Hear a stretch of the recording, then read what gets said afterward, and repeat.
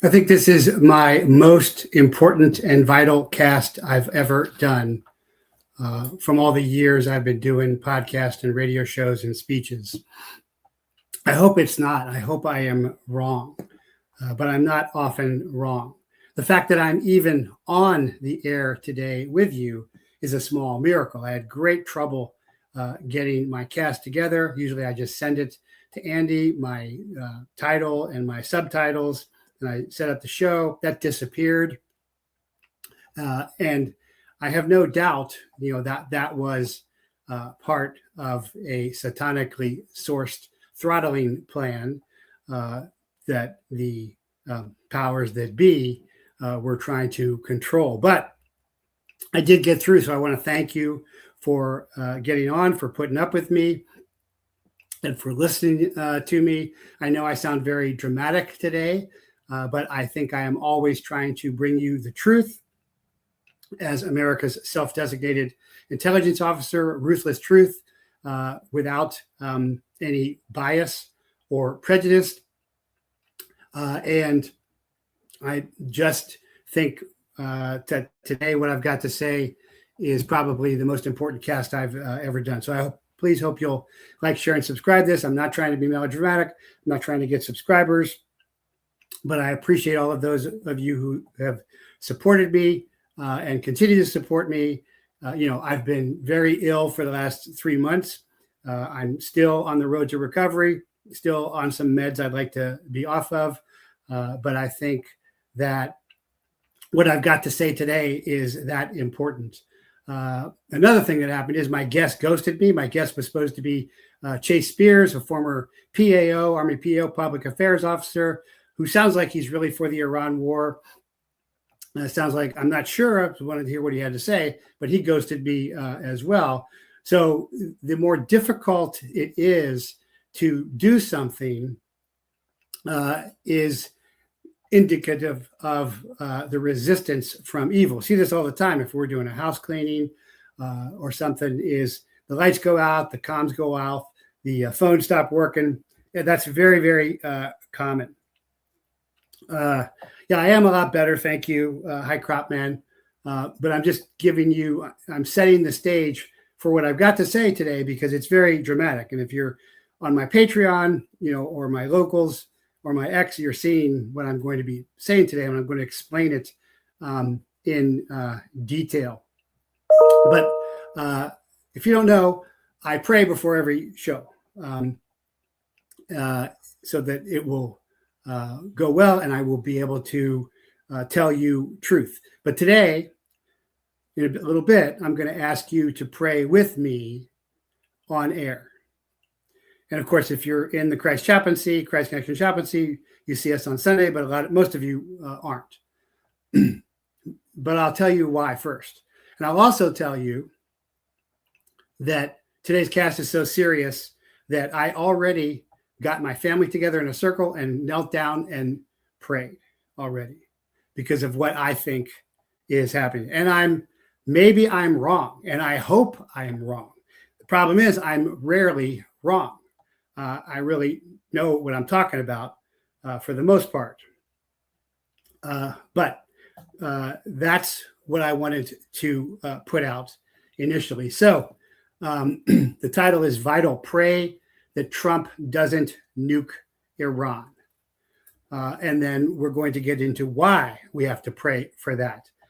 Trump's social truth that he put out, Iran's civilization likely dies tonight. Iran is a civilizational nation. America is not. America is brand new, 200 years. Iran, Persia is over 2,000 years old. And then also Trump F-bombs and mocks Islam on Easter. It's another Truth Social he put out. So this is showing instability and infestation, instability, mental instability, lack of discernment, and infestation of evil. These are technical terms. And then does the failed Iran uranium raid means nukes are next. And it's looking like that's what they're talking about. I'm going to explain all that rationally, calmly, in detail. And the successful Iran rescue was covered up the failed uranium raid. So I think this is all going to make sense to you. I hope it does. So first, is Trump threatening to nuke Iran? What Trump has said is with an 8 p.m. deadline tonight, Tuesday night, for Iran to agree for a peace deal with the United States, Trump posted an ominous warning to the Islamic Republic, saying a whole civilization will die. Trump posted on Truth Social shortly after 8 a.m. Eastern, a whole civilization will die tonight, never to be brought back again. I don't want that to happen, but it probably will. I'm quoting Trump exactly what is written, what is posted on his Truth Social, his Twitter. However, now that we have a complete and total regime change, so he goes back and forth. We have regime change. We don't have regime change. He contradicts himself in the same speeches within minutes. Where different, smarter, and less radicalized minds prevail, maybe something revolutionary, wonderfully can happen. Who knows? We'll find out tonight. One of the most important moments in the long and complex history of the world. 47 years of extortion, corruption, and death will finally end. God bless the people of Iran. So he's saying a lot there. And words matter, especially from world leaders. A whole civilization will die tonight. However, now that we have completed a total regime change, maybe something wonderful can happen. And also, God bless Iran. Well, so it's good that he's saying God bless Iran for a change, as opposed to calling them animals, which he has done, which is mimicking what the Israeli Likud, not all Israelis, but the far-right Netanyahu, Mossad, Likud Israelis have said, is the Iranians, Persians aren't humans. They're Amorites. They are meant to be wiped out. Women, children, all of them. And they're referring back to the book of Esther. This was what was happening with that crazy, not crazy, but evil, fake Christian Paula White, his advisor that has a little tiny church that Tucker just did an interview with somebody who went to her congregation, and Hegseth, and all of them, Franklin Graham. And so, hi, Crotman, I'm thinking Trump has become possessed by the devil. So I don't think it's possession. I think it is infestation. And again, the seduction of evil process, which I've talked about in a lot of my speeches and in my sermons, it begins with oppression. Barak means to bend over, to be oppressed. Everybody's oppressed all the time. But if you're focused on one type of oppression, that can lead to obsession with that. Like if I'm punching you in the arm all the time, then you'll start feeling your arm. Instead of opening up and out to God, you go inward. That's what the devil wants. You can see that in Fight Club, see that in lots of films, illustrated. The next step after obsession is actually infection with evil, and then infestation. I think for a variety of reasons, Trump's ego, and I don't know. Heaven knows, I don't know. But this is what I am discerning, assessing as an intelligence officer, as America's intelligence officer, discerning as a Christian chaplain, very experienced in spiritual warfare, done exorcisms, is that Trump is infested because of the people surrounding him. He's surrounded by Kushner, by Jewish Zionists, American Christian Zionists, Paula Weiss, Hegseth, all of them. So anyway, when I use these terms, possession or infestation or oppression, I'm not talking generally. I'm talking in a very specific, technical, Christian spiritual warfare language, a lot more so than most people are. And you should look up my sermons on seduction of evil versus sanctification by God, where I've talked about all this stuff in detail, and we practice all of this stuff. Just like all of my stuff is deep dives. I've criticized Huckabee and Tucker both for not even failing to look up the quotes, the misquotes that they are quoting from Genesis 12:3, for example. So when Trump says, and again, I'm going to read this again, so it's so important. This is from Donald J. Trump at Real Donald Trump on Truth Social, which is Trump's Twitter that he established because he went off Twitter, if you remember. A whole civilization will die tonight, never to be brought back again. I don't want that to happen, but it probably will. However, now that we have a complete and total regime change, where different, smarter, and less radicalized minds prevail, maybe something revolutionary, wonderful can happen. Who knows? That's capitalized. We'll find out tonight. One of the most important moments in the long and complex history of the world. 47 years of extortion, corruption, and death will finally end. God bless the people of Iran.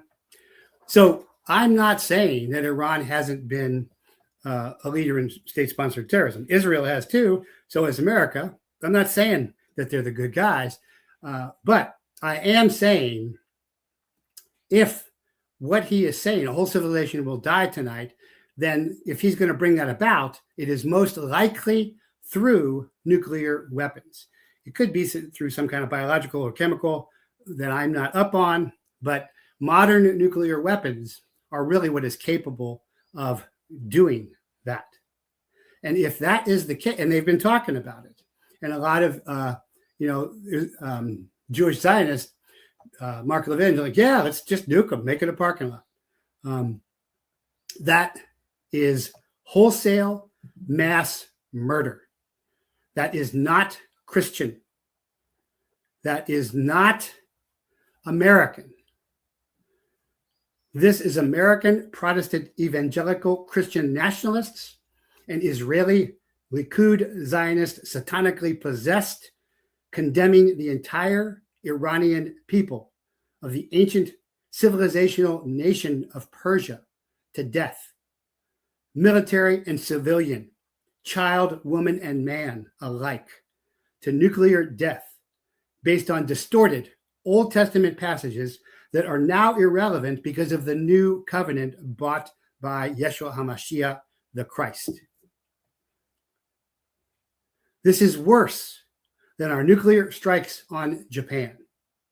Though morally wrong, they were a desperate attempt to save soldier, sailor, and Marine lives in the Pacific War human meat grinder. This is of the devil, who is a liar and a destroyer. God is merciful and life-giving and granting. All you got to, if you're not sure of discernment, most people aren't because they haven't really opened up to the Ruach HaKodesh, the great Holy Spirit. They've never taken the time, and all the fakes that are trembling and shouting and dancing, that's not it. That's what Paul's talking about. That's what Paul is complaining about in Corinthians. Is there's too much of ego involved. But you want to know if it's of God, then is it loving? Is it patient? Is it life-giving? You want to know if it's of the devil? Is it death? Is it destruction? Is it evil? Is it demeaning? That's the beginning of discernment. You got to open up in the Christ connection to receive the great Holy Spirit from our Father in heaven beyond the walls of time and space. But before that, if you're just looking for the signs, love is patient, love is kind, love is forgiving, and God is about mercy. And this is from the Old Testament, the Torah, and Yeshua, quoting. So pray with me now that Trump comes to discernment from the Ruach HaKodesh and knows that God desires mercy and not sacrifice. And that's Hosea 6:6. God desires mercy, not sacrifice. And Yeshua, Jesus, quotes this verse in Matthew 9:13 and Matthew 12:7 to correct the Pharisees' legalism, which is often what Protestantism turns into today. Zionists who replace Old Testament misquotes instead of using Jesus' own words are of the synagogue of Satan, period. And I don't care who I'm pissing off today. So I'm going to explain this even more. So to look for confirmation of if I have interpreted what Trump has said correctly, that he's talking about wiping out a civilization forever, which means nuclear weapons, I'm looking for affirmation. It's not hard to look. IDF, Israeli Defense Force, issues chilling nationwide warning to Iranian civilians. Stay off the trains ahead of suspected rail strikes. Tuesday morning, the IDF issued a rare and highly specific warning directly to Iranian civilians, urging them to avoid all train and railway infrastructures for roughly 12 hours. Urgent warning to users and passengers of the country of Iran. Dear citizens, for the sake of your security, we kindly request that for this moment, until 2100 time frame, you refrain from using and traveling by train throughout Iran. Your presence on trains and your railways endangers your life. So what's that mean? It means they're going to hit the trains. Iran is a huge country. It's 4 times bigger than Iraq. It's mountainous. It's been around for 2,000 years. It's a civilizational nation state. So how will they hit all the trains? Does the U.S. Air Force and the Israeli Air Force have enough planes to hit all the trains? I doubt it. We're already seeing the limits of U.S. and Israeli air dominance, which they've not been able to establish. So how would they hit all the trains? Well, God forbid, nuclear weapons, which doesn't mean giant weapons. It could be small atomic demolition munitions, like in my book, Chase. That was a special forces mission. It's a backpackable nuke. It's not a vest nuke like Vance was raving about. He doesn't know what he's talking about. But it's still a nuke. Now, if it's a ground nuke, it does a lot less damage. There isn't a lot of wind, especially if there's buildings or mountains or trees around. There's not a lot of wind that spreads it. That's what Saddam's small atomic demolition munitions are. How do I know this? I was in special forces. I never did this, but I know guys who did have this mission, that they'd halo, high altitude, low opening jumps, or they'd infiltrate Germany. They're going to blow up big dams or railroads, key terrain. That's what they were talking about. So it's not necessarily nukes that are by missiles. That's what everybody thinks about. If you watch the Failsafe movie with Henry Fonda as president, where they accidentally blew up Moscow, so then they purposely blew up New York to avoid nuclear war, which didn't happen. MAD, mutually assured destruction doctrine, worked. We didn't blow each other up. Give me something that says EMP transmitted by rails, electrical lines. There are EMP weapons that are non-nuclear now, but that's not what Trump is saying. Trump is saying he's going to end a civilization. An EMP weapon cuts off all the electricity. It's even done in one of the movies with, the remake of the Sinatra. Somebody tell me, I can't think of the name right now, the team movies where they steal from the casinos. They have an EMP device, but that wouldn't end a civilization. That would save a civilization. Trump is specifically talking about ending a civilization. And again, that is wholesale mass murder. That is not Christian. That is not American. And there's no way for, if you are a Christian or a true American, for you to affirm that. Just admit that you're not, that you're a Zionist, that you're following some kind of contorted non-Christian belief and believing in Trump as some kind of Messiah like they do in Israel. And I've tried to be very patient about this, but my patience is ending with Trump's statement. So let me go over briefly the state of the war, simplified as I understand it. So the U.S. has only destroyed a third of Iran's vast missile arsenal, despite having pounded launch sites, missile silos, and military sites over the past 35 days, Reuters reported last week. So I'm doing OSINT, open source reporting. It's not Hegseth saying, hey, we've destroyed 90%, they're wiped out. Trump saying, hey, they're done, they're wiped out. But that's not what is the reality on the ground. reality on the ground is Israel, Tel Aviv, is getting pounded. Israelis are fleeing Israel. The ones that aren't fleeing Israel are in bomb shelters every night.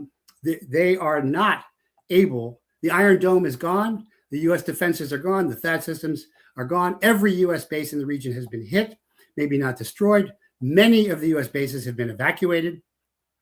Iran's missile and drone capability was highly underestimated by the intelligence community. Imagine that. The intelligence community underestimating something. So that is the reality, I think. On April 3rd, U.S. intelligence sources told CNN roughly half of Iran's missile launchers are still intact, as are a large percentage of their cruise missiles on the coast. Strikes on Iran's launchers may also reduce its ability to deploy missiles. Israel, countries in the Gulf, and the U.S. military personnel have continued to face regular barrages of missiles and drone strikes. Yeah, not only just Israel and the U.S. bases, but all the countries that Qatar, Saudi, UAE, that host these U.S. military bases, where the U.S. will say, yeah, we can defend you, they have not, and they're rethinking their strategic arrangements. So despite what Haig says, saying, if we pounded him, we got control, that is not the truth. It's obvious. Now, there's a high level of censorship out of Israel. There's a high level of censorship about America.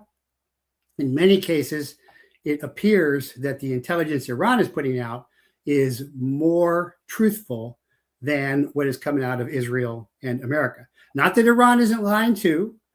They definitely are. Everybody puts out propaganda during the war, during any war, okay? But generally speaking, it seems that Iran is usually telling more truth. You know, Iran didn't start this war. Israel struck first. The U.S. struck first. You know, Iran has tried to negotiate. Every time they tried to negotiate, Israel kills the negotiators. That doesn't mean that Iran hasn't committed acts of terrorism, didn't take our guys hostage, all of that. I'm not saying that didn't happen. I'm not trying to say Iran, white hat, America, black hat, but I'm trying to tell you what it looks like, what's happening.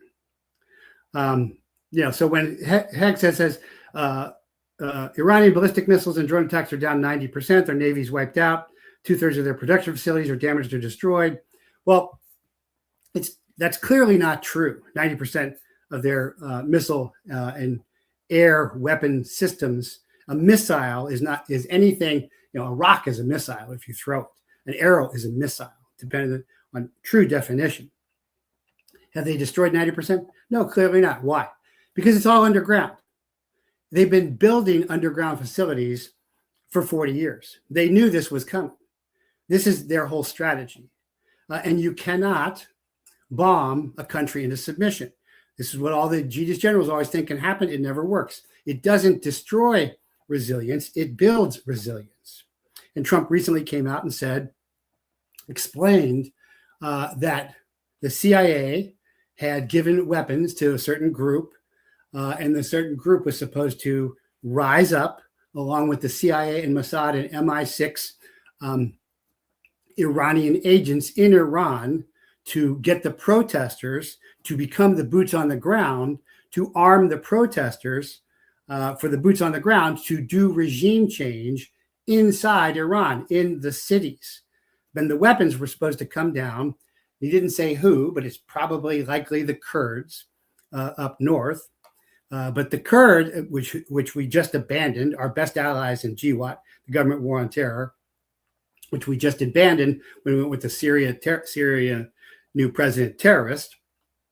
And so they gave the weapons. So CIA gives the weapons to probably the Kurds. He doesn't say who. I think it's the Kurds. Most people do. And Ocean's 11. Thank you, Walker. It's the movie I'm thinking of. The Ocean's 11 or 12, they have an EMP device.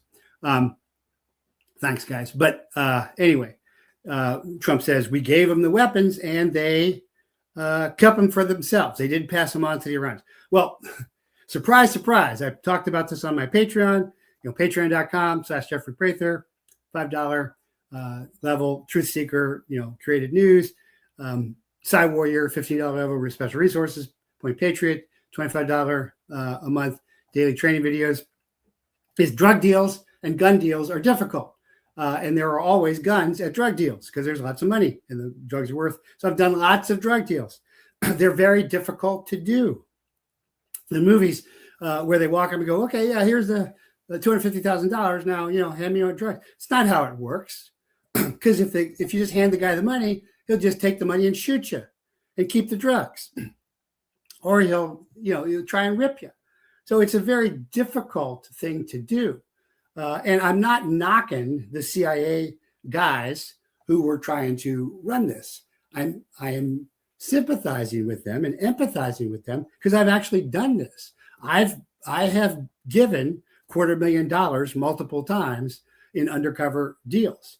But there's things you got to do to make sure. And of course, I was a whistleblower in Fast and Furious. I'm the guy who got fired from DEA, 19 years on a job, never charged, never convicted, who outed the DEA's deal with the Sinaloa cartel for letting the Sinaloa cartel run drugs north in exchange for the Fast and Furious guns going south. Because always the dark economy is always drugs, weapons, and people, and it's all the same. So anyway, I'm not knocking the guys who try to do this, but clearly, just like with the rest of this Iran war, they kind of threw this deal together and just said, yeah, well, look at those weapons over there. It'll work. Probably thinking that just like after 9/11, when again, big intelligence failure, really from my point of view, not an intelligence failure. Really, the intelligence agencies were in on it and let it happen. The CIA, FBI talked about that many times. Many other people have. Who's first goes over there? Some really brave CIA guys go with suitcases of money because we've stopped paying attention to our allies. If you want to see that, go watch Charlie Wilson's War, even though Tom Hanks is, a pedo hideout in Greece who was arrested. It's a great movie. Anyway, and buying friends. If you can't make friends, you buy friends.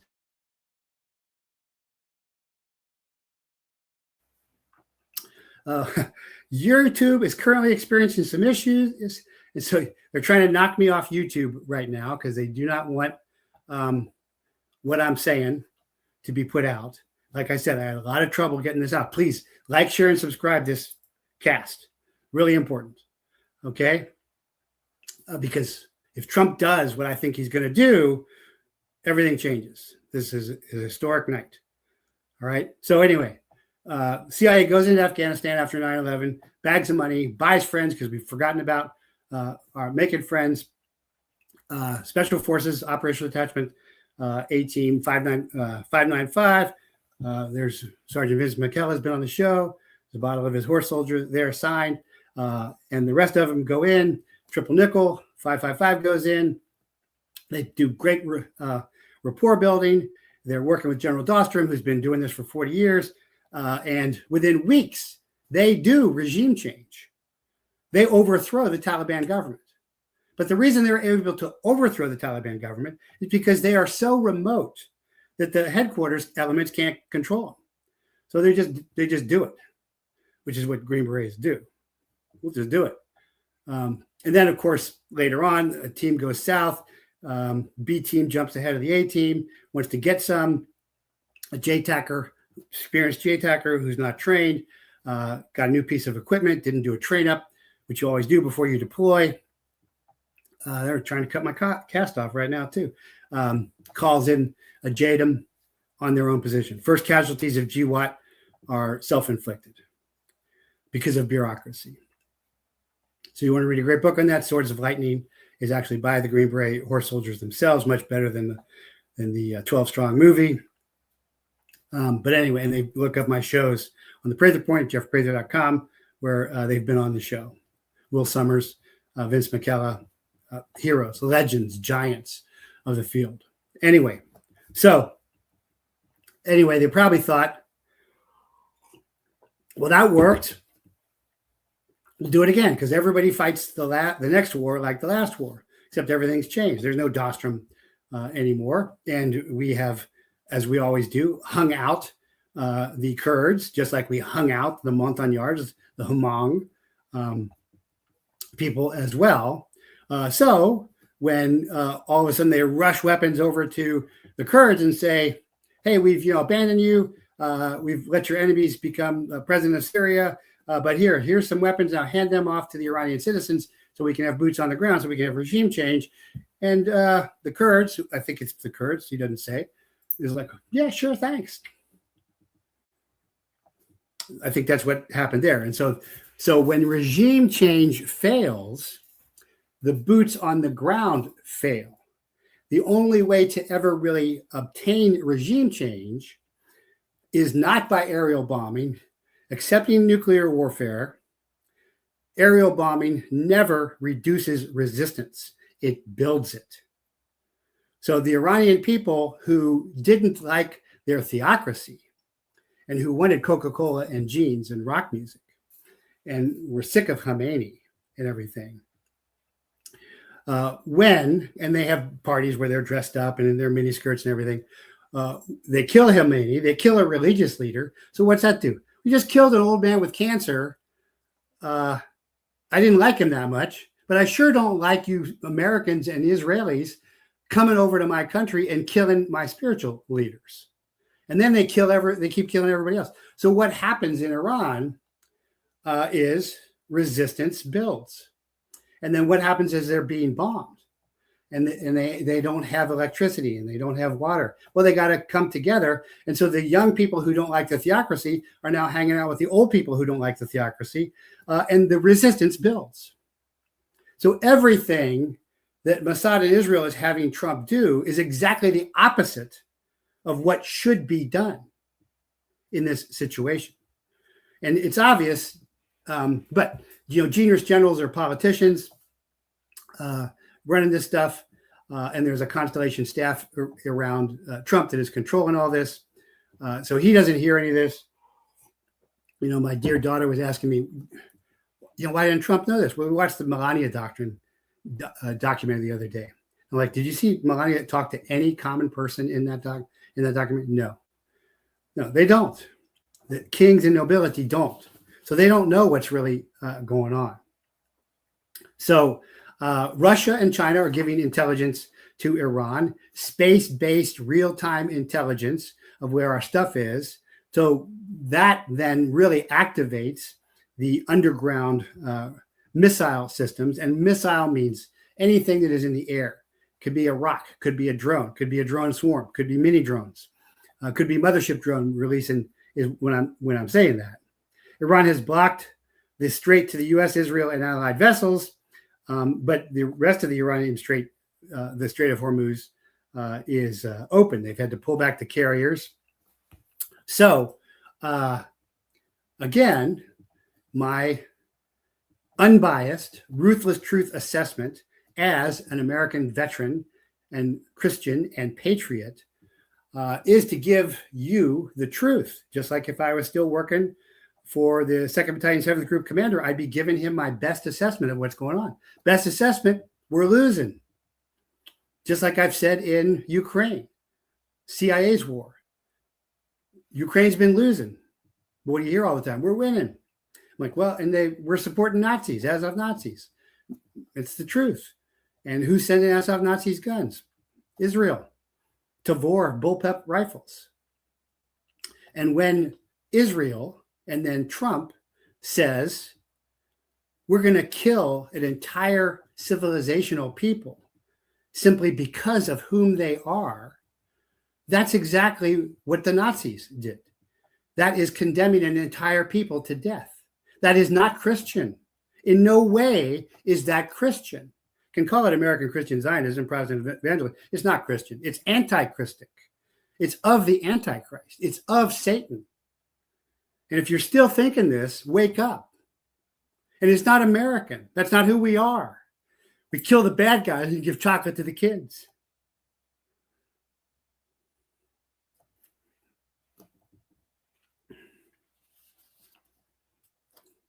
So, over Easter, Trump's Easter message was Tuesday. This is Easter.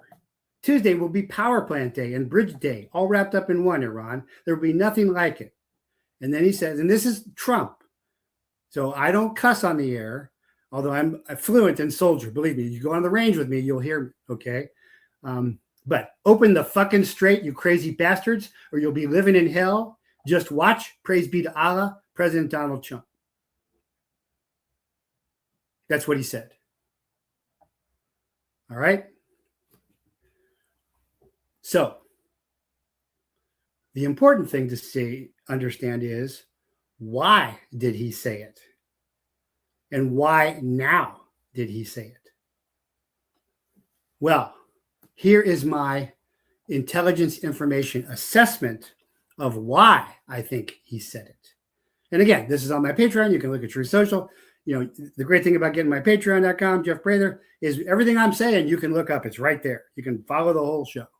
Okay, or you can do it on jeffreyprather.locals.com. All right. So he thought on Easter, I think, I assess from my analysis, from my decades in intelligence, some 42 years, and my years in special operations, that he would have a special Easter gift, but he didn't get a special Easter gift. So what likely happened was he's being told by his Constellation staff and Hex staff, we got air dominance, but we don't have air dominance. We keep getting planes shot down. We've had about 16 planes shot down, jets shot down. And of course, we always want air dominance. Okay. By the time we did the Operation Overlord, the D-Day assault, how many aircraft were the Nazis able to put up to strafe the incoming British and American and French troops? Do you know? Anybody know? Two got up. Why? Because we'd wiped them out. And the brave England people had let Hitler keep bombing London so that he wasn't bombing their airfields and their planes. And that established air dominance for them. We have not been able to establish air dominance, which is a shock. It's a strategic sea change in American power. Everything has changed, just like with the carriers. Everything has changed now in that regard. And to the credit of the Air Force, they are getting shot down now. They are in the fight, unlike in GWAT, where they're hanging back. So my kudos to my Air Force brethren. And I've spent a lot of time with AFSOC, with Air Force Special Operations, privileged to train and work with AFSOC PJs quite a bit. Some of my former Warrior School employees are AFSOC, JTACs. Anyway, on the evening of April 2nd, the Iranian military released a video of them shooting down a U.S. Air Force aircraft. This was initially claimed as having occurred over the Persian Gulf, but apparently occurred near Isfahan. Wreckage corresponding to an F-15E Eagle of the 494th Tactical Fighter Squadron was recovered from a site south of Isfahan the morning of April 3rd, although the geolocation of the very barren crash site took some time. The afternoon of April 3rd, a number of U.S. Air Force HH-60s and an HC-130 refueler were spotted operating further south in western Iran over Khogyeyua and Boyer Ahmad province. And at least one A-10, which Army loves A-10s, Air Force hates them, MQ-9 Reaper, apparently an F-35 anti-aircraft battle developed in the combat search and rescue HH-60s. That's AFSOC, that's Air Force Special Operations, that's PJs and Special Tactics Squadron guys. And an A-10 were damaged, with the A-10's pilot ejecting over the Persian Gulf. The HH-60s were reported as damaged. One was photographed trailing smoke. Reports emerged at the time the pilot of the F-15 Eagle crashed near Isfahan, although this was unclear, had been rescued. But the WSO, the weapons systems officer, there's two guys in the Eagle. The pilot gets rescued pretty quick. The WSO, who's a colonel, which is kind of weird, but it can happen. Pretty senior to be doing that in the fight. But he's the one that the rescue effort was really about. So the next day passed, and eventfully, evening of April 4th, there was a report of more helicopter activity in Charmahal and Bakhtari province. Later that night, news emerged that the F-15 Echo's WSO had been rescued and that the C-130 has been abandoned and scuttled at a forward base in Isfahan area. With the withdrawal of a company-sized SOF, Special Operations Force, this is JSOC, Joint Special Operations Command. This is going to be Delta, SEAL Team 6, Rangers, Task Force 160, and that had landed in over 100 operators ostensibly had been sent to rescue one aviator. So showed 2 burned out with C-130s, several destroyed MH-6 Little Birds, SOF assault helicopters. It's when you see the Delta guys riding on the outside of. Seems reminiscent of of Operation Eagle Claw, was caught on video. And so Eagle Claw was when Iran took our embassy personnel hostage, and that was Delta Force's first mission. And what happened was when they were refueling in the desert, the Marines who were flying the CH-47s hadn't had enough NVG, night vision goggle time, because it's very fatiguing. You got to train for that.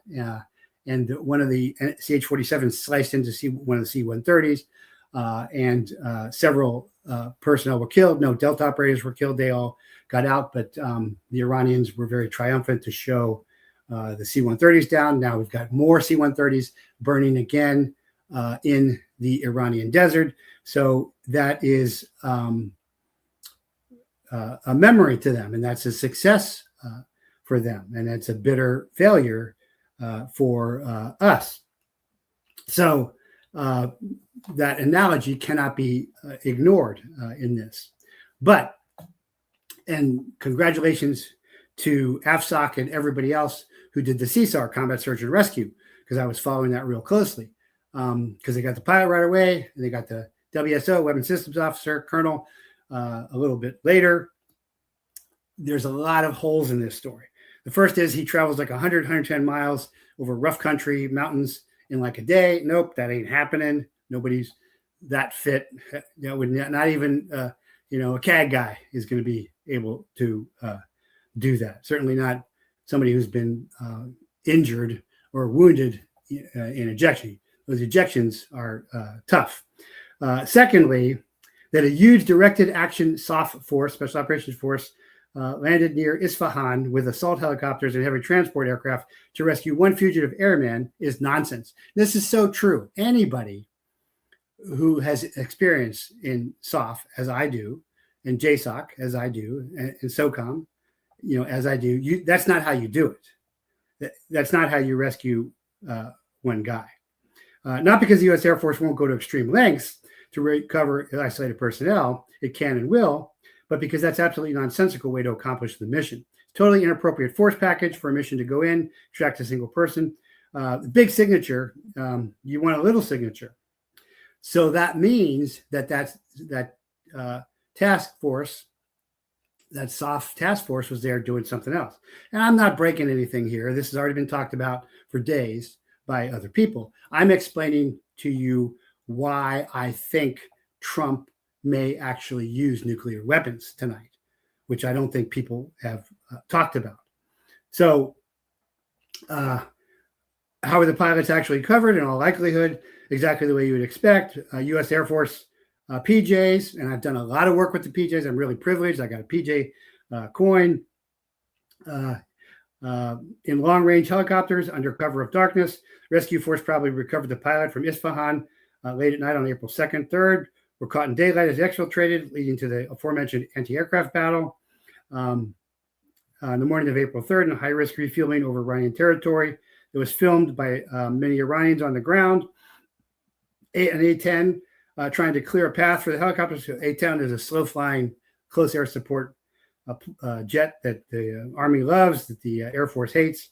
The WSO was likely recovered from his hide site near Isfahan by an H-860 in the quieter, deliberate operation of the night of April 4th or 5th. Only 1 or 2 birds in and out under cover of darkness. A far cry from the gung-ho stories currently being spun by the administration. So what about the soft rodeo happening at the same time? Well, why was an F-15 flying downtown to Isfahan the evening of April 2nd to begin with? Probably because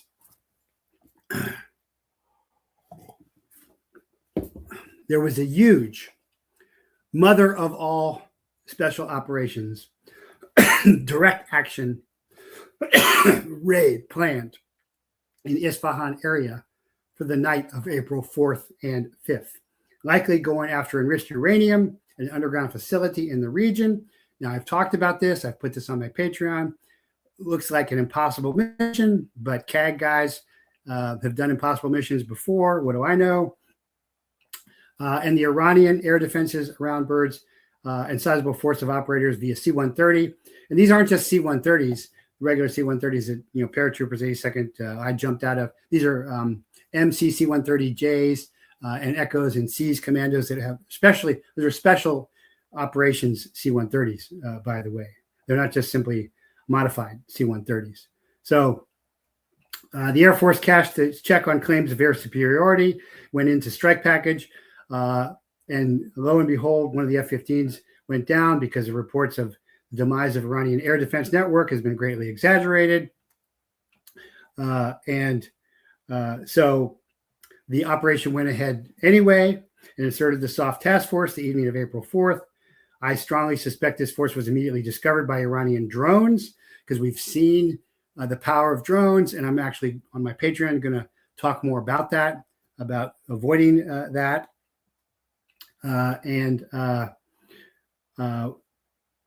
This force was immediately discovered by drones.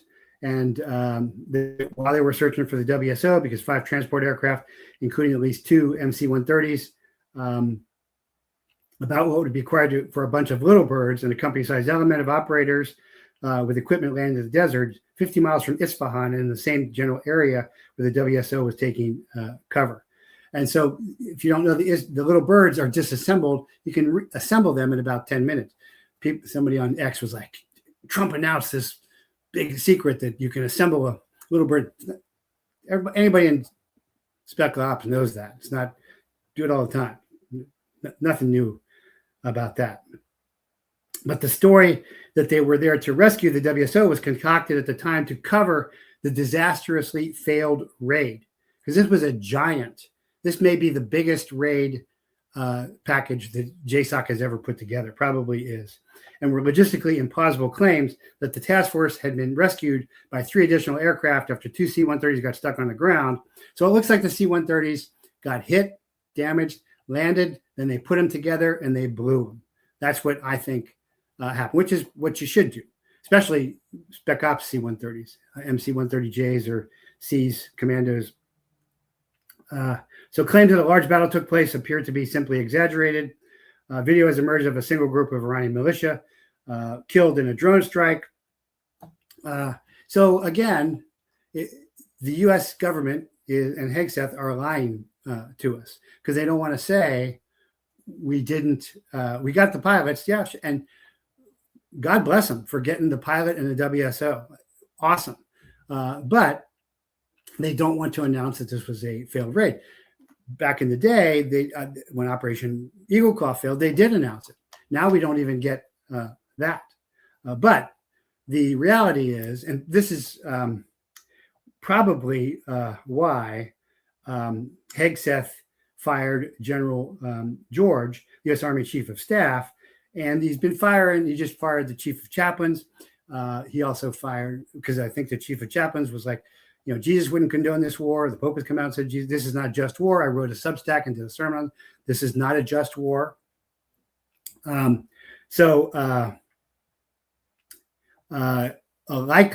there's been about a dozen generals fired. Now, it may be, and this was what I was going to talk to my guest about, but he ghosted me because he was a public affairs officer, is there's a lot of dead weight among stars. Way too many stars, too few patents, lots of talkers, not doers. But the time sequence of firing, why now, is what looks strange. And why now is probably when they're talking about doing this raid to go deep into this mountain, CAG and 6 Dev going in there to get this enriched uranium. That is just an almost impossible mission to accomplish while you hold the perimeter out there from Iranian forces arriving. The Rangers, close air support that never established air dominance. And I think probably some of these generals were saying that and talking about the casualty rate. And Trump has said such, yeah, we're going to lose people. But, Mossad's telling him this is doable. Well, it didn't even get to the point of them even getting to Natanz, which is the nuclear facility. They didn't even get there. They were standing off and they were going to fly in the little birds too, probably. And then close air support is going to pound it. They go in, they blow doors. However, they're going to do that. These are not normal doors to blow like I blew. Those are going to be nuclear doors. There's a lot of demo that would be involved. Hazmat suits, which they train in. I've seen them train in that stuff. I've trained in that stuff too. But it's very difficult to do. But they didn't even get there because of the likely drone tech, low money, low tech, drone tech that discovered them very quickly. Or maybe it was the Russian intelligence based real-time intelligence, or maybe even the Chinese. But Rum Snoda says Iran definitely has 48 extra Russian fighters on their tarmacs as of last week. Well, the fighters, just like the carriers, are really irrelevant to the asymmetrical fight and attrition warfare fight and economic warfare fight that Iran is waging. But the point, thanks for the comment. Rescue operation was used as a cover for the failed attempt to extract Iran's uranium. That's exactly, in sum, what I am saying, what a lot of other peerage is saying as well. But I'm saying something else beyond that. I'm saying, so Trump never knew that he was going to have to rescue downed pilots. And God bless the U.S. Air Force pilots for getting low in the fight, because they didn't do that in GWAT. They're in the fight now. They're paying the price in their blood. So, all praise to my Air Force airmen brothers and sisters. So, because they're going down. And by the way, just to make this clear, I'm totally against this war. But if you signed up now, you took the oath, then you should not be saying, I can't go, because that's not how it works. You shouldn't have taken the oath. So I'm against it. But if I was active duty now, I would go. And I went on stuff that I thought I wasn't coming back from. Not that I'm that cool, but I'm not saying what some Dems is, hey, put in conscientious objector requests at the last minute. No, you don't get to pick that. If you sign up to support and defend the Constitution, you don't get to decide any of that. You got to go, and you got to do the best you can. And that also goes for the sailors on the Ford who have suffered so much. I really feel for you, but sabotaging your toilets is not the way to do it. But anyway, I assess that Trump thought he had no idea he'd have to rescue the pilot and the WSO, but that happened. But he did go ahead with this, I think, Mossad, Likud-based, crazy, mother of all special operations raids to go get the Iranian uranium from deep inside this mountain through this raid. And I think a lot of generals said it's not doable, or the casualty rate will be too high. But somebody convinced him, Hegseth, whoever. And when it didn't happen on Easter, that's why I think Trump puts out, open the fucking straits. Because he is really angry and frustrated. Really, who he should be frustrated with is the constellation of military advisors who say, oh, yeah, we can pull this off. Okay. And could not. So I think that's why. Then he says, praise be to Allah. And this is what he puts out on Easter, because he is surprised that his force package cannot do what he wants it to do. He shouldn't be surprised, because the air package, the Air Force package, has not been able to do what he wanted it to do. The Naval Force package has not been able to do what he wanted it to do. And they say, talking about, we wiped out the Iranian Navy. Well, you hit a bunch of ships in port. You hit one ship that was full of cadets. It's not about ships. You haven't touched any of their small submarines inside the Strait of Hormuz. You haven't touched any of the mines inside the Strait of Hormuz. You haven't touched any of the submerged drones inside the Strait of Hormuz. So, sinking ships at port, this is not World War II. This is not Pearl Harbor. And you're trying to relive Pearl Harbor. So this is why I think Trump on Easter is dropping F-bombs and mocking Islam, because of his desperate frustration that what he has been told continually by people who are misadvising him, because they're not putting America first, they're putting Israel first. Or Israel, not even the normal Israelis at this point. Israelis are fleeing. Israelis are in bomb shelter. It's the Likud Greater Israel crowd. There's lots of protests against this stuff now in Israel. He is frustrated that his advisors keep lying to him. That's what I think. That's my new and important take. So he has then given, out of desperation, he has given this ultimatum: I will destroy your civilization. And the only way I know of to destroy a civilization is to nuke them. And that would be disastrous, because that's going to start a nuclear war. And Israel has nukes, and Russia has nukes, and China has nukes, and Turkey has nukes, and lots of other countries have nukes. And who knows what happens then? Plus, you're killing, depending upon the size of the weapon, thousands, tens of thousands, hundreds of thousands, maybe even millions of innocents. So what has happened next is the U.S. struck Karg Island. Of course, Karg Island is where 90% of Iran's crude oil flows through. The same day that the bridges and railway lines are being destroyed across the country. The IRGC warned it would deprive American allies of the region's oil and gas for years.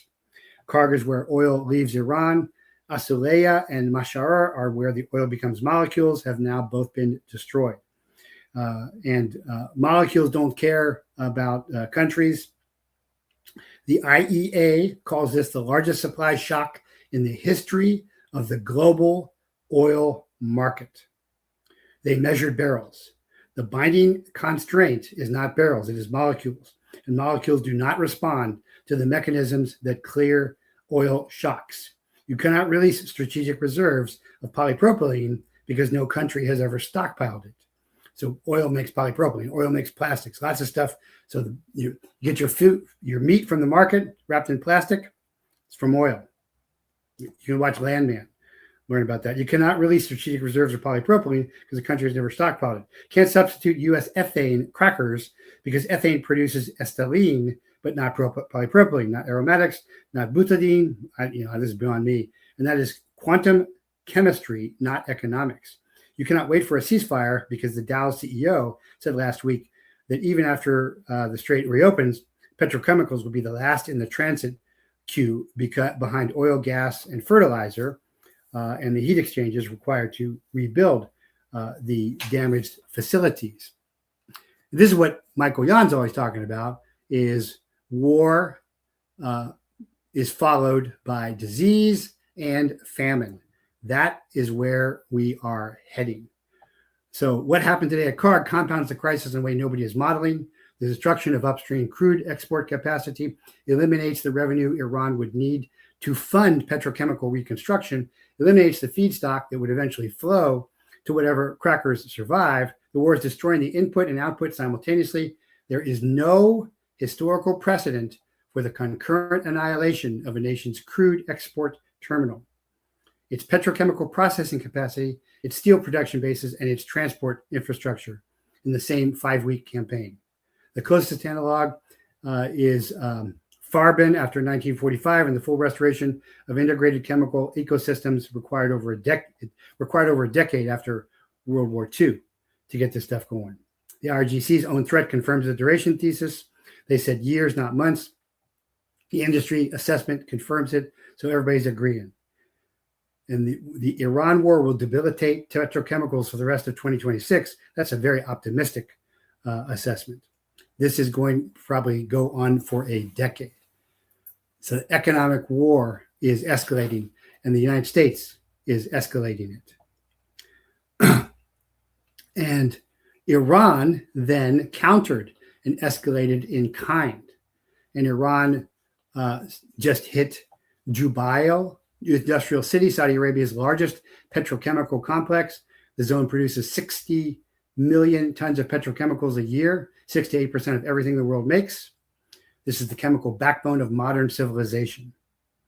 So Dow Chemical's Sadara complex, 26 production units, already suspended months ago. They've already evacuated this. Saudi Aramco paid $70 billion for their stake in SABIC. That investment is burning now. 85% of Saudi Arabia's non-oil exports come from this one zone.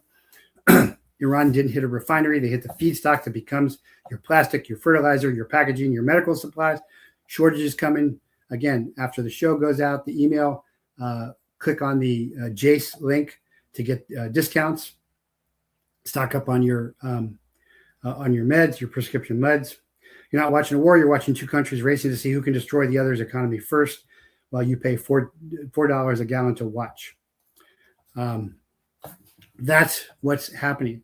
So I see no intelligence information analyzed that doesn't show that Trump is assessing a nuclear strike on Iran, because so they're going after Karga, and so it doesn't matter. I mean, Karga will not be that important if he strikes Iran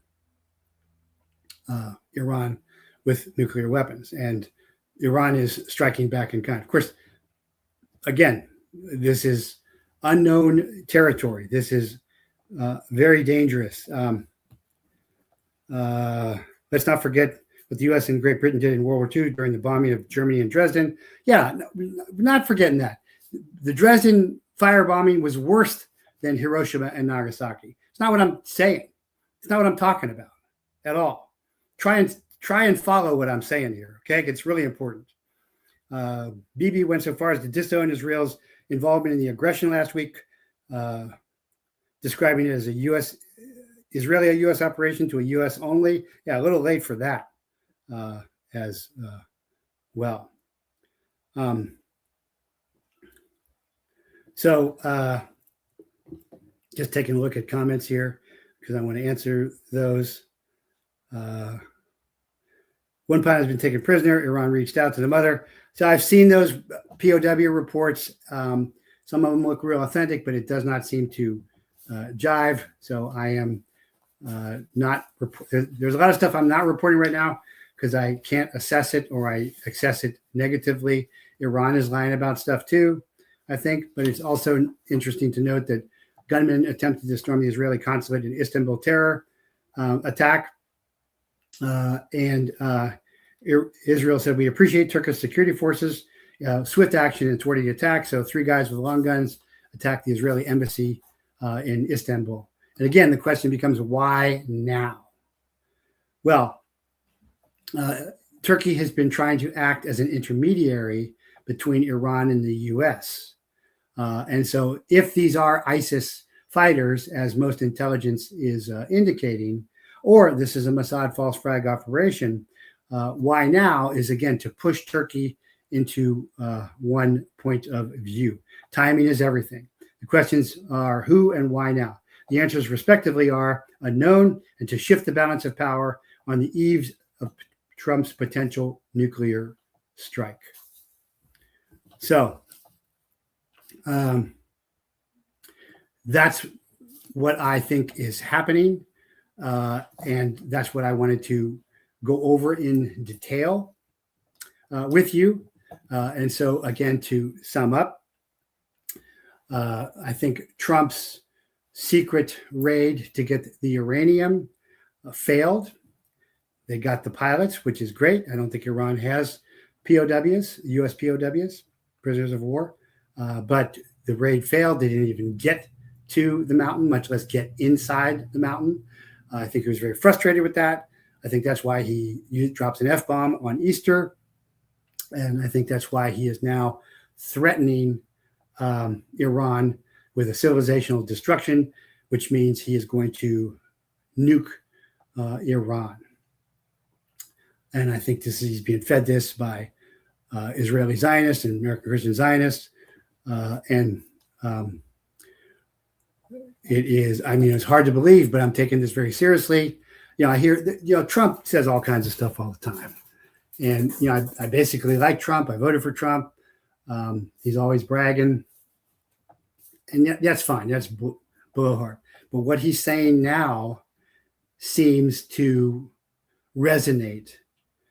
And I'm assessing this seriously. I took this so seriously again that I got my family together. We got on our knees and prayed for Trump to receive discernment from the great Holy Spirit. So that's what I'm going to do now. I pray before every show. I pray on Sunday. If you're joining the Christ Chaplaincy, we ask you to pray with me now. So take a deep breath in. Exhale. Open your hands up. Abun Devashmaya, Father in heaven. I ask you, as we pray to you in the Shem of Yeshua Mashiach, in the connection of the Christ, to send the great Holy Spirit through HaKadosh to President Trump to give him discernment and not use nuclear or weapons of mass destruction against the Iranian people, to understand that you desire mercy and not sacrifice, and that Yeshua showed us the way of that. Please. And I'm asking all of you to pray with me and continue to pray so that we intercede and change his mind. And we have been able to do that before. Amen. We have been very successful. When we put out prayer requests, miracles have happened many times. So this can happen, and I don't see any other thing that can happen right now. Everything else is too late than this. So is he forgetting about the Christians in Iran? Yeah, he's forgetting about the Christians in Iran. The American Christian Zionists are not really Christians. Period. I'm going to just say that. I've been trying to get along with some of them. You're welcome for the great prayer. How is TA disseminating strategy? Well, this is kind of beyond TA at this moment. TA has been working operation to expose Zionism very successfully, but this is a last-ditch effort on my part from what's going on. Amen. So I'll wrap up. And again, if you got questions or comments here, put them in and I will try and answer them. I don't see anybody actually on X, although there's a lot on X, and I do see, a good number on Rumble as well. Please like, share, and subscribe. But, I still get these emails from these ever-Trumpers. And, I got one from somebody recently that was questioning my patriotism, which I really find insulting because I'm a veteran. And I wonder if that person is, because I've put my life on the line for this country, and questioning me as a Christian. And again, I'm a very dedicated Christian, all simply because they think I should not trash Trump or criticize Trump. So I'm not trashing him. I'm criticizing him. He works for me. We elected him. We elected him because he said he was going to do certain things. He's not doing certain things. He's doing other things than what we asked him for. And so that's totally legitimate. And when you get to the point where you can't criticize a man, a fallen human nature man, you're elevating him to God. Trump is not my Messiah. He is simply my president. I am totally within my rights, and I'm respectfully criticizing him. I'm not cussing him. I'm not making fun of him. I'm pointing things out clearly all the time. So I resent your Lang source at Proton. I resent your implications about my patriotism and my Christianity. And, I wonder about yours, although I don't know, because only heaven knows. I don't know who's getting into heaven. I don't know if I'm getting into heaven. I certainly got plenty of my sins. But when because this is what you were doing, all you guys who say I'm trashing Trump and I can't criticize Trump and it's got to be Trump's just a man. That's all he is, a man. He's done a lot of good things. I'm glad he's in there. He's 100 times better than Biden. He's the best president we've had in a long time. But I can still criticize him. It's my right. As an American, it's my duty as a Christian when he talks about mass murdering an entire ancient biblical civilization, because Persia is in Scripture, by the way. And I can criticize him because there's zero arrests, zero convictions, zero indictments, zero retraction of warp speed, no vaccines withdrawn. Instead, donors with Gates and Borla. Massive vaccine deaths and injuries not prosecuted. FDA, CDC, Big Pharma not held accountable for fraud and abuse. Fauci walks free, while charges presented to DOJ ignored. No wars ended, but 2 more still funded. 3 wars started. Glyphosate protections. Doge closed down. Nothing done about the January 6th or vote fraud or Russiagate. Epstein files limited release. Nothing done except protecting pedophiles and Satanists. Investigation into Charles Kirk blocked or stopped. AutoPen never actually investigated and dealt with. 2020 election fraud. The electronic voting machines flipped. Voters never prosecuted. As a result, voting fraud continues. Deep state sellouts being brought in. Cocaine in White House never investigated. NGOs behind an immigrant invasion still operating. Deportation of extra 30 million illegal aliens who invaded the U.S. during 2020 to 2024. Coup d'etat barely touched. None of the millions of military-age Chinese brought in. I can criticize my president about that. He is my president, not my Messiah. If you don't think you can criticize him, you're elevating him to the position of Messiah. Christ is my Messiah. So please stop sending me these emails. So if you may be an ever-Trumper cultist, if you are pro-life and anti-abortion, but fine with Trump covering up the Epstein-class mass kidnapping, rape, torture, murder, and cannibalism of children. You may be an ever-Trumper cultist if you're enraged by Iranian protesters killed by the Revolutionary Guard, but fine with Israel genociding Gaza civilians, women, and children. You may be an ever-Trumper cultist if you are fine with American troops dying for Gaza greater Israel expansion while Israeli soldiers don't join them.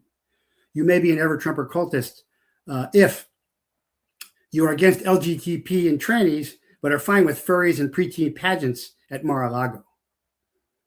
You may be an ever-Trumpist cultist if you are against the jab, but fine with Trump celebrating the COVID psyop and bioweapon democide warp speed. You may be an ever-Trumper cultist if you're furious with the FBI, but fine with Trump backing FISA and a new giant FBI headquarters bigger than the Pentagon. You may be an ever-Trumper cultist if Trump has done many good works, stopping illegal immigration, freeing January 6th political prisoners, warring on the cartels and tariffing China. I support all those. I salute him for all that and more. But he's just a man. He's not the Messiah. Fallible and with a fallen human nature. Don't misplace your belief in Trump over faith in Yeshua. Trump is not the answer. God is. To make America great again, we must be good. To be good, we must be godly. God has a plan. Us.